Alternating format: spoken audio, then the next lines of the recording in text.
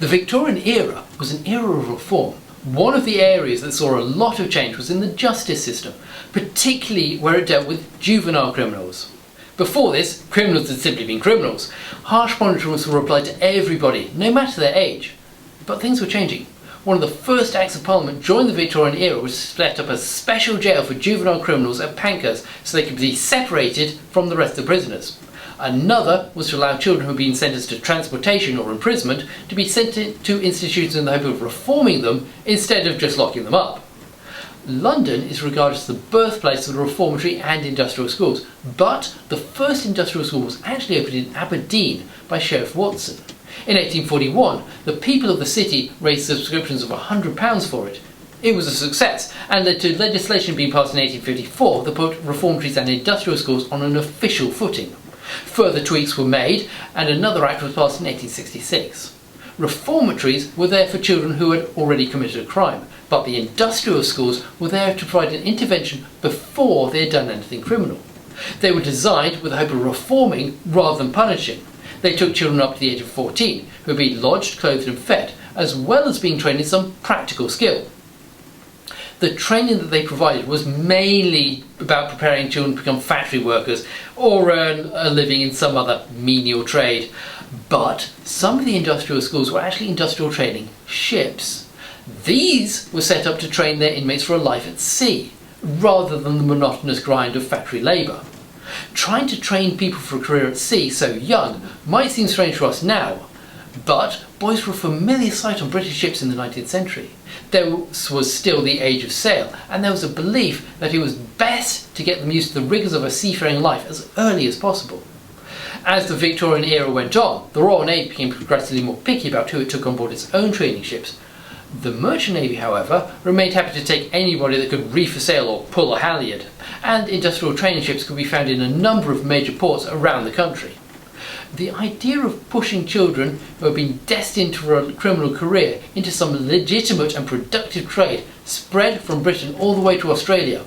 Here, the Act for the Relief of Destitute Children was passed in 1866, leading to the creation of the industrial training ship known as the Nautical School Ship Vernon. She trained lads at Cockatoo Island in Sydney Harbour until she was replaced by the larger Soprano in 1892. As with many industrial training ships, the line between her and a reformatory was a bit blurry in the public imagination. One of the boys sent to the Vernon in 1867, James Harvey, was surprised that he had been sent there as he had not actually stolen anything yet. He did not understand that the purpose of the ship was to act before he started on a life of crime. Any child that appeared to be under the age of 14 could be sent to one. They might be sent for their own protection, if they were destitute and they had nobody to look after them. If they'd been found begging or hanging around with thieves, a magistrate might intervene to prevent them falling into a career of crime. If they were considered uncontrollable, they might end up on an industrial training ship to get some discipline. Some parents even sent their children just to get them out of the house. Most were sent by a magistrate. Samuel Herring was sent to the training ship Mount Edgecombe when he was found begging. This magistrate thought his father, who had recently been released from jail, was not bringing him up correctly. James Hardy was sent to the Clio after getting drunk on the dregs of beer bottles that he had been collecting by a magistrate who thought this meant he must have the makers of a sailor in him. There were some that were sent for things like petty theft, such as 13-year-old William Hopkins, who stole jackets from his brother and sister. He was sent to the training ship Clio after his father told the magistrates that the boy had become unmanageable. Frederick Pascoe was sent to the training ship Mount Edgecombe because he was described as refractory. Richard Townley was sent to the Clio simply because he was an orphan after his mother died and his father disappeared. Being absent from school was the main reason people ended up on an industrial training ship. At a single hearing of the School Attendance Committee in 1889, 2 boys were sent to the Mount Edgecombe and another to the Formidable. One boy was sent because he had been to school only in 8 times out of a possible 82. Truants was so important that in 1906 the superintendent of the Clio became worried that the recently passed Education Act meant his ship would no longer have enough lads to fill its hammocks. However they arrived, they would not be released again for years, with a large proportion of them then choosing to follow a life at sea. They went into the merchant service and some went into the Royal Navy. The training ships preferred the latter because they were independent charities and needed money, so the £25 bounty that they earned for any lad that could be sent straight to the fleet would be a welcome source of extra income. The training ship Mercury received £1,000 a year from this source. Of course, the Mercury had the advantage that it was a charitable school rather than an industrial training ship. The Royal Navy did not boycott the industrial training ships, but they were looking for lads of good character, and they had plenty to choose from. One that did get in was Arthur Byron. Like many others, he'd been committed to the Clio in 1898 because he hadn't been going to school. Once there, he settled down and worked hard. At the end of his time, he was allowed to join the Royal Navy. The Admiralty then discovered that before Byron had been sent to the Clio, he'd been charged with, but never convicted of, 2 cases of theft, which was enough for them to throw him out.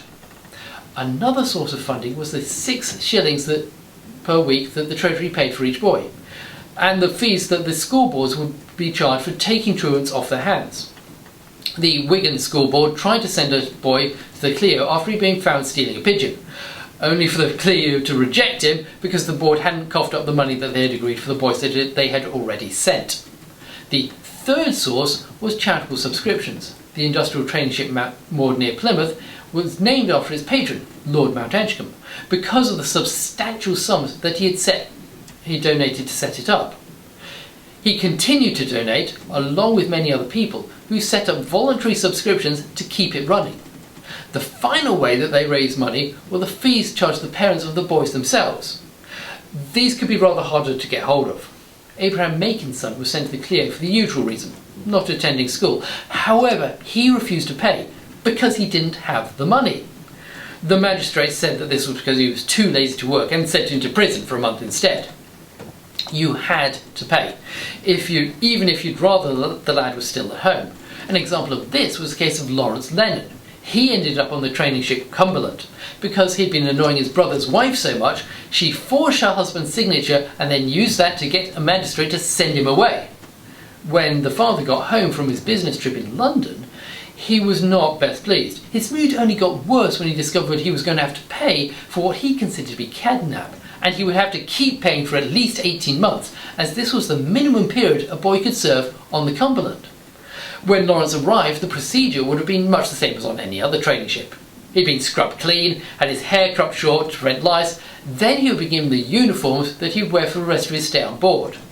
On Sunday, he'd have worn a blue naval uniform, complete with sailor's collar and silk.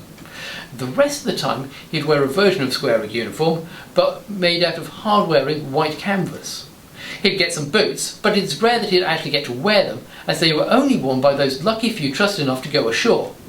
Once he was dressed correctly, he would begin his training. The day began at 6 a.m, when the lads were called out of their hammocks to wash. The boy petty officers were allowed to be the first into the communal baths as a privilege of their rank. At 6:30, the decks were cleaned, and at 7:15, the boys selected for cooking duties that day were sent down to prepare breakfast. This was served at 7:30, and at 8 o'clock, boats were dispatched for the officers on duty that day, with the boys falling in for inspection as the ship's ensign was hoisted. After morning prayers, the captain read out the orders of the day. The 2 watches separated, with one going to school and the other going to nautical training. The boys were expected to have 5 or 6 hours of this kind of training a day.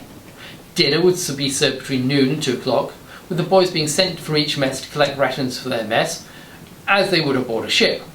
The afternoon was a repeat of the morning, with the 2 watches swapping positions. Once school had finished, work continued for some of the boys, as they kept watches throughout the night under the charge of a boy petty officer.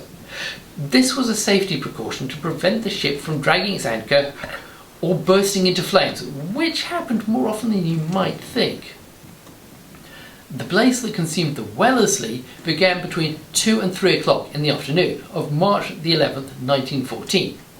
Steamboats on the river could see smoke rising from her deck and came to rescue the lads on board. The 297 boys were still in their classrooms, and as soon as the alarm was raised, they were ordered to fall in on the upper deck so they could be evacuated.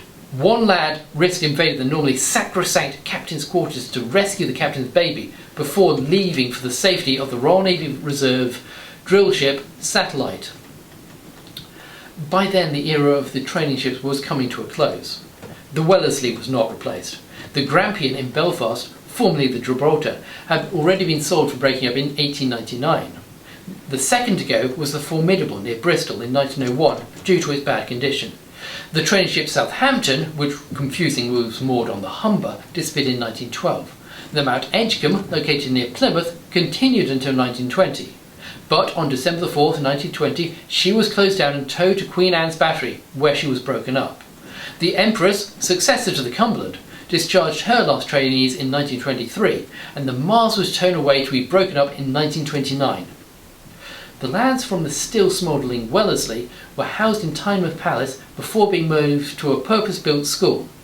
This would be turned into an improved school to make it much more like the reformatories that most people thought the Wellesley already was, and that I will be talking about next time.